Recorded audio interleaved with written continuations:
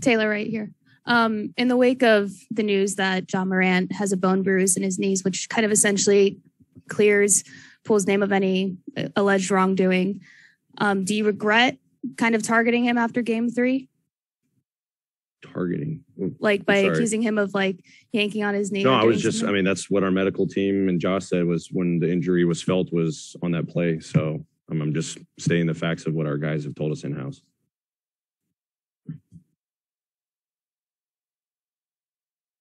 And Taylor, regarding Ja's bone bruise, we saw he missed, 9 consecutive games towards the end of the regular season with right knee soreness as well. Do you think that kind of was an aggravation of that injury as well? What I've been told is completely different. After the last game, Kyle Anderson and Steven Adams said that they're just small fixes when you look at going ahead against the Warriors for game 5. What are some of those small fixes that you want to see for tonight? I mean, just our ability to get to the next play and just try to win one possession at a time. They're exploiting us in transition too much right now. That's been a theme that we're trying to correct over the course of the series. A couple of breakdowns in communication and some coverages have led to open shots and they made us pay. Obviously it's a one possession game at the end. I thought our effort was really good. The defense for the most part was good for the entire game. Obviously we couldn't get the ball to bounce, some on the offensive end, but it's just, our ability one possession at a time to execute what we got to do. It's habits, it's game plan, easily correctable things. We just got to be able to do that tonight in game 5. Taylor, just back to Ja real quick and the injury update. Have you guys ruled out like surgery and things like that over the off season? Like is the diagnosis like set in stone, or is there still stuff to be determined in terms of diagnosing his injury? Yeah, I mean, what I know is right now, I mean, obviously we're still going to continue to evaluate and see how he progresses in the short term right now, but everything I hear is non-surgical. In terms of, I guess, the lineups you're using without him, what did you, I guess, see in game 4 that you can replicate here in game 5 playing without Ja? Yeah, I mean, obviously getting Steven back in the lineup was a big boost for us. I loved what he did. Obviously coverages in the fourth quarter dictated some of our lineups there.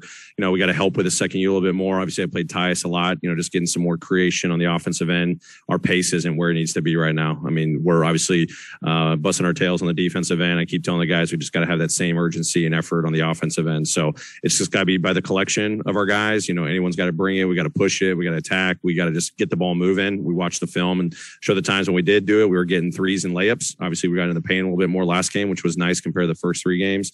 But we just got it's all on hands on deck. It can't just be on Tyus to create. It's got to be other guys for sure. Loved what Jaren was doing throughout the game, Kyle doing throughout the game. Just guys that just can put force on the paint.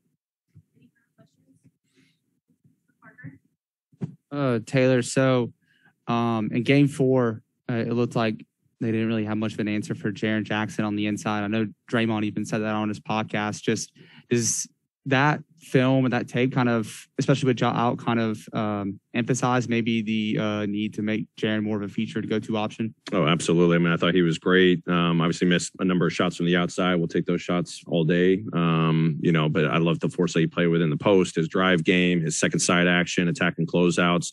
Definitely a big, factor coming into game 5.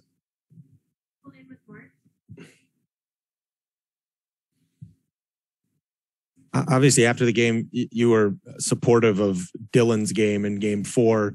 Obviously he did a lot of things. People have focused on other things, but he has taken some heat in the aftermath of that game. Have you talked to him at all about how he can adjust and kind of be his best self in this game? Yeah, I mean, you took the words out of my mouth. I talked to him about going out there. I love the playmaking, the 8 assists. Obviously had some shots that didn't fall. He forced a couple of shots for sure that, he can be better at. It's not about doing more. It's about just doing better. That was message to him, message to the whole team. Defensively, a lot of effort, given, a couple breakdowns from him, from other guys that, hurt us throughout the game. So he's one that always bounces back, is hard on himself. So I know he's going to come out and play a lot better tonight in game 5. Great. Thanks, everybody.